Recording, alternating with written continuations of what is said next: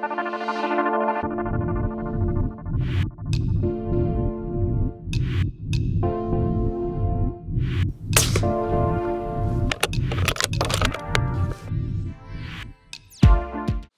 everybody, welcome to Chris Parkin Shooting Sports. Today I've got CZ600 American in 223. Now, for those of you who watch my channel all the time, you'll see I've done a lot of reviews on the CZ600 centerfire range as well as all the 457 rimfires.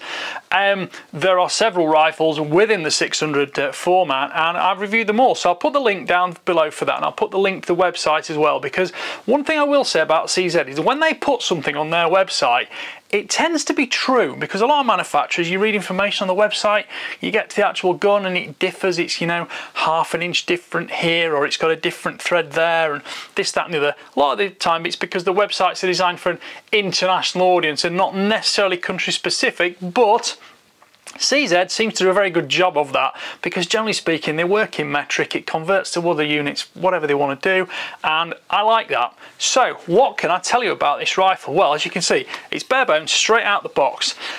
This one has got the 600 action. This one's in steel. It's got Remington 700 compatible scope bases to fit it. The scope bases are on order at the moment. They'll be here tomorrow, hopefully. I'm going for Picatinny ones of those. 2 screws at the front, 2 screws there. Makes life very simple. This has got the slim barrel. It's 610mm, 24 inches, and in 223, this is a 1 in 9 inch twist, and it's a 6 groove, 6 land barrel.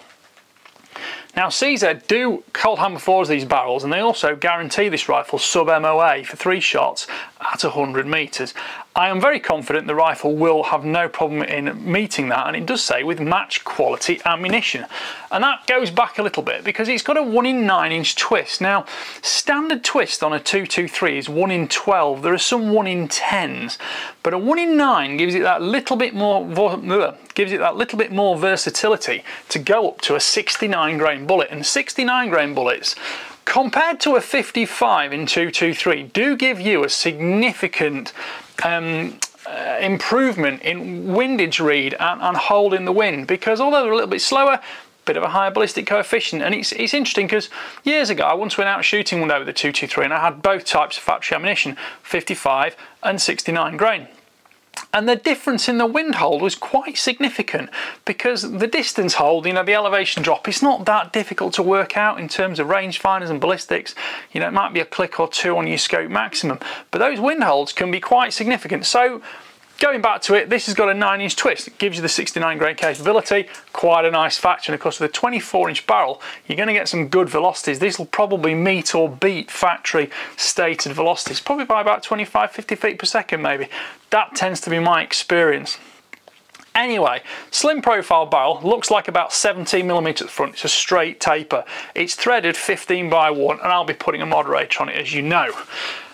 My first impressions videos are generally as it says on the box. It's what I think of it as soon as I get hold of it, and we know what the reality really is. And one of the first things I'm going to look at is the walnut stock. It's Turkish walnut stock. It's ambidextrous, so it's left or right-handed, which suits me just fine because I quite like to shoot either way. The fore end is fully free floated. We've got checkering on it here, fleur-de-lis pattern. That's quite stiff. We've got a sticker on the underside, but there's a stud there so I can put a bipod on as well. But what I want to know is how stiff is the fore end. So if I get hold of it like that and grasp it, if I squeeze it as tight as I can I feel that barrel touch the stock? Because it's all very well putting a piece of paper or a £10 note or something between it. Great, shows you theoretically it's free floating. But when you're actually manoeuvring and heaving around with a rifle, you know, it's on a bipod, something like that, or you're on a bit of a funny rest and you're tweaking, leaning, holding in a branch of a tree, something like that, the stiffness and rigidity of that fore end is critical, because what you don't want is it to be so weak that although it was technically free floating, you don't want it to come into intermittent contact. And that is something that this rifle will not do. Right, I shall catch my breath for a second because I never shut up, do I? Next thing to look at, right, this has got a 3-lug bolt and it's a 60-degree lift. This is the mini action and it's a steel one. There are various action sizes for the CZ600 range as well as aluminium too. The easiest way to tell the difference between the steel and the aluminium action is the aluminium actions have the Picatinny rail incorporated, the steel ones don't. There are pros and cons, but I think this is a rifle, it's called the American. I can specifically think it's going to really suit the American market because the cartridges and chamberings it's available in are very US popular. 223, great for anything you need. 6.5 Creedmoor, the latest popular thing, because guess what? It's kind of superseded the 308 almost now, and I know 308s are super common, but in terms of intermediate cartridge, great shootability, light recoil, ease of use, suitable for pretty much anything in the UK, perhaps not America, but the Creedmoor is popular in the UK for that reason, and it's popular in America because it's just popular in America. This is also available in 270 and it's in a 3006. It's not a 308, it's a 3006. 270 and 3006, of course, the ultimate all-conquering American cartridges throughout the last sort of 7,500 years perhaps. Certainly in the 3006's case, they love them. I must admit, I'm not really a 270 fan myself, but I do like 3006. And then there's the big boy. It's not that big a boy, but the 300 Win Mag, I do own one and I love it. It just does everything extremely well. Yes, it has some certain technical caveats to it to do with the head spacing on the belted case rather than the neck, but does it really matter? If you want to make your brass last 50 firings, maybe. If you want to make it last 5, it's not really an issue. But anyway, I digress. So this is 223. It's a controlled feed bolt. Now what I want to try and do on this video is show you that bolt in operation, because what you can perhaps see here, if I just remember how to snag that, there's like a little pin comes out of the bolt face. I'm just checking on the ceiling camera display, which is over there. Can you see that little pin that comes out on the bolt face? Well, that is actually the ejector. So it's very difficult to see this when it's in the rifle. But I'm going to deliberately demonstrate this, and I want to do this without the scope on. Let me just move that bag anyway, because it's annoying me. Now, you can see when I close the bolt, blah, blah, blah, safe dry fire, click, bang, yes. You lift the bolt, 60-degree lift, nothing particularly groundbreaking about that, and then you pull the bolt back. And the bolt kind of stops there, but watch this. Can you see there's a slight springiness to that? Well, that is in fact the action operating that little spring I just showed you, which is pushing the ejector pin out of the front of the bolt face. And that is what makes this specific design a manual ejector, because if you just draw that bolt back slowly, it won't flick the brass clear. It'll remain there and you can pick it out, and if you're reloading and you want to keep them in tip-top condition, because it's not damaging your necks, anything like that. If you are in a hunting scenario and you want to get rid of it quickly, just pull it back quickly, back hard against the stop. You're not going to pull the bolt out, but as you can see, that little bit of springiness there, that's that ejector pin. So boom, off you go. Now, you've seen me operate there, that's the bolt release catch. Bolt comes out, you can see it. Control feed face, 3 lugs. These bolt heads are actually interchangeable. It's not such a big issue on the mini action. Although technically these barrels can be changed with Allen keys, CZ have taken that really off the horizon and they are all deeply thread locked in place. It's not something to mess around with. These bolts can also be quite easily decocked and broken down. I'm going to be brave now and do it by hand. CZ do actually supply a bolt decocking tool here, but you know, I like to do these things the hard way. So if I rotate that cocking, the shroud clockwise, and draw that back, we can see the firing pin here, and then if I push that forward, the bolt head will actually come off and they can see the separate bolt head. So that makes everything easy to clean. If you ever get a bit of dirt in there, a little bit of brass off the primer, something like that, makes it a lot easier to clean out in the field. And the reason I don't want to do it with the decocking tool is I want to show you it can be done by hand, because who carries the decocking tool when they're going on a 14-mile hunt? Nobody does. Anyway, essentially, if you need to do it in that position there, the little markings actually on the bolt, I can go clockwise there and it will decock it, and I can slide that back, and then with a little bit of brute force and ignorance, push it back in, recock it, and there we go. The bolt's back in operation there. As we can see, click, bang, off we go. Right, that bolt handle is quite short, compact, makes it a nice, easy to handle rifle, fast to use, and there's actually a walnut bolt knob on there which kind of matches in with the stock. The Americans do love the walnut stock still, and I think it's a very nice looking rifle. One thing the Americans seem to hate though is they seem to hate polymer magazines. Now, I don't mind them at all, because personally I think they represent the evolution of manufacturing, materials, design, etc, etc. And although they might not last as infinitely long as a metal magazine, as a steel magazine, because yes, there'll be a slight wear from the metal case rubbing on the Phillips, but once you as a manufacturer have paid to make your molds, to injection mold these things, which will likely have cost you tens if not hundreds of thousands of euros or pounds or even dollars, you can churn these things out. Once you've made the molds, you can churn these things out very, very low cost. Whereas the volume of scale on a steel magazine doesn't necessarily make it that much quicker, but the actual material for this is extremely inexpensive. And the mold is what's expensive, the machinery is what's expensive. And literally squirt, pump, that comes out, squirt, pump, that comes out. Doesn't quite squirt and pump, it actually heats with a screw thread mechanism, which then it works in the extrusion, pushes the die through. Anyway, I digress. Essentially, you can make these things super cheap. You can have 2 or 3 spares, keep one in your pocket, fully loaded, ready. That will take 5 rounds, and it's also twin column, so it will top load and you can load it in or out of the rifle. Now if I pop that back in there, I can also show you that the magazine on this will lock in position. So if I flick that forwards, that button will now not press, the magazine won't come out. I need to push that back, pop it out, and the magazine comes out. Now of course, the other way up, it will naturally drop straight into your hand. And that's a small scale magazine, so it's going to work perfectly with a 223 round. And bear in mind, I haven't shot this rifle yet. I just know it will work, because CZ don't tend to make rifles that don't work. So as I go back, the Americans don't seem to like plastic magazines, polymer magazines. I'm actually quite happy with them. The magazine, now the bottom metal, I'm not 100% sure on the material on that, but I think that could actually also be aluminium, or it could be polymer, but we might just have to do a little bit of more in-depth testing on that. But I think that's actually a fibre reinforced polymer. But anyway, CZ have patented this trigger adjustment mechanism, and it's got in there a tiny little grub screw, and click, click, click, it's got 4 weight stages on it. That will go from about 600 grams to 1300 grams. And if you want to shoot most of the time on stage 2 at say 900 grams, then you want to go varminting for the day and go back to a light trigger, click back to stage 1 and it will go back to that stage, and then click back to stage 2 for another day and it will go back to that stage.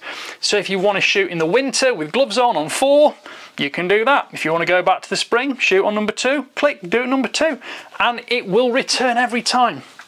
That is what's superb about this trigger. It's patented by CZ, works very well. I've never had a problem with him. I've tested probably 5 or 6 of these rifles. I've shot maybe 8 or 9 of them. Never one has been any kind of downside to me.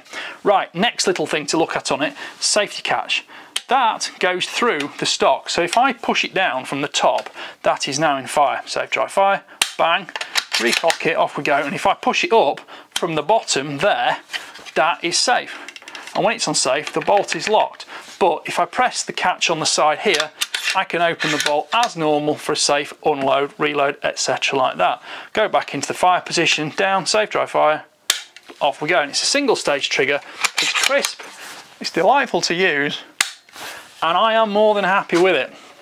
Now retail price on this rifle is about £1,300.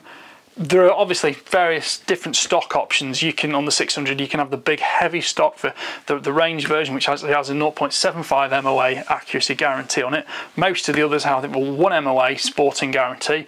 There is also a telescope stock version, which has got slight mechanical compromise in the design, but CZ are very honest about that, and they only guarantee that one to 2 MOA. Personally, with hand loads, mine did 1, but I was quite happy with that. And I accept the fact that if you design a rifle with known, how should we put this? You can design a perfect rifle to do the perfect thing, but you might need to make compromises to that side, and you have to accept that all compromises are compromises. You might not get that perfect one-hole group every time. Therefore, if you're honest, you say, right, our best range rifle, the CZ600 range, it's going to do about 0.75 MOA guarantee. We're going to guarantee that. Same with the MDT chassis version. On the sporter ones like this one, the Ergo, I can't remember the name of the synthetic one, but there's a synthetic one as well. They're all guaranteed 1 MOA. This is guaranteed 1 MOA as well. I have no doubts it'll do it. And the other thing is the CZ cold hammer forged barrels are also thermally stable. They don't drift around. And this one being 223, well, it's just such a delightful cartridge to shoot as a 223. close that down again. What else can we talk about before we finish? Length of pull on this is 355mm, just 13.9 something inches. That makes it about perfect for most people. In terms of, a lot of American rifles are really short, they're straggling at 13 inches. European rifles tend to sort of hover around the 14 inch, 14 and a quarter inch mark. Some people go a bit longer, some people go a bit shorter. You could theoretically, by the looks of it, put some spacers under this if you needed a longer rifle, but the thing is, you probably won't, because most people will happily shoot the 14 inch stock, and if you really want to shorten it, well, cutting walnut is cutting walnut. It's not designed as a chassis rifle, it's not designed as that. It's a classic sporting rifle in terms of its ergonomics and its looks, yet it's combined with the latest manufacturing techniques and materials technology. So there we go. Recoil pad on the back, solid rubber. It's got a slight soft spot just there and there in the centre, but it's not one of those awful sort of spongy great bits of balloon on the back of the gun. So when you put this in your shoulder, it fits in, it holds in perfectly, and it's going to grip in position. I'm not really pushing that back too hard to hold that in position there. And of course, if you're one of these people that wants to really, you know, cram your face down on the stock, well, you don't want that to slide out of your shoulder. I personally am not a fan of that approach, but some people do like it because they're under the impression that cheek weld on a sporting rifle is going to get them those tiny little groups that having a massive flinch or having a head bobbing like a Texas oil well won't have affected. But that's my little moan there. Right. What else haven't we covered? We've done the stud at the front, there's a stud at the back, sling's going to go on that. It's a classic sporting rifle, made with modern technology, modern design, and I really like it. All the 600s I've used, I've liked a lot. The stock, of course, makes the biggest handling difference in them all. And that one just seems to suit me and just looks right. So I'll get this set up. The bases will be here in a few days. I'll put a good old Harris bipod on the front. Scope on top. I'll go for something sporting orientated. I've got, you know, something like a 4-16 or a 2-16, something like that. I've got some Element optic scopes that I think will suit that perfectly. I think it's a pretty looking rifle, and of course the Turkish walnut just gives it that perfect look. Some people will and won't like the fleur-de-lis design on it. I don't really mind, to be honest. Those seem grippy enough. There is actually a slight ambidextrous palm swell, so it does fit nicely in the hand, and it shoulders quickly as well. Now, of course, in a 223, this is going to have very, very little recoil, especially with the fact that I'll be using it with a sound moderator too. It'll be interesting to assess the way the rifle handles and feels, and kind of, I'll have to mentally do this, because I don't think there'll be many around in the UK, but I'll have to mentally do it and see what's that going to be like in a 30-06 or 300 Win Mag. To me, the 30-06 is one of the sweetest shooters ever, because although it's fairly big, it's got a lovely, smooth, steady recoil pulse in it. It's not snappy. The 270, conversely, based on the same case, slightly smaller, slightly lighter bullet, going slightly quicker, tends to have quite snappy recoil. 300 Win Mag is just a gentleman in all this, because although it's quite a big boomer, you know, it's knocking 3,500 foot-pounds. You can tune it to do what you want with one of those. Shoot light bullets, shoot heavy bullets, and surprisingly, it's not the size of the bullet that blows things to pieces. Contrary to common opinion, the speed is often what blows things to pieces, not the size of the bullet. But that's a whole different conversation for a whole different day. So there you go. That's just a bit of me. I've not really done any shooting for a couple of weeks as I've been on holiday, and I just wanted to get back into it. This arrived today, so I like the look of this, and I do want to kind of get back into the reviewing thing with a gun that I think is going to do well, and I think I'm going to like. So if you want to see the full review on it, that will be out probably in a couple of weeks when I've been shooting it, because I suspect I might take this one with me when I go to Wales next week. I'm working, and I'm going to do shooting at some longer distance with it. I'll just tell you some of the ballpark figures to start off with. 3.2 kilos, 3.279 kilos. From what my memory says, when I looked at the CZ website this morning, they said 3.2 kilos, 7 pounds. Looks all right to me, that. Pretty honest, 7 pound, 3.6 ounces. So they were clearly being fairly truthful there. If memory serves, 1102 millimeters, 43.4-ish inches. if memory serves. Right. Let's have a little look. 1097, let's call that. And that is 43¼ inches. That sounds all right to me. We've already said the barrel, it's 610mm, 24 inches, that's it. And that is measured from the crown right up to the gas escape port there. The gas escape port is something most rifles have, and if you ever burst the case or burst a primer or something like that, the gas that comes out the back vents out to the side rather than through the bolt system. That's just a little bit of information for you. Right, if you want to see the review, please like, subscribe, comment, click the notification bell and keep track of the regular uploads. But the more comments you put on this video, the more I can feed back on those comments and put those and answer those questions when I do the full review video on this. But in the meantime, thank you to Sportsman Gun Centre for sending me this, and to you lot, thank you for watching. Bye for now.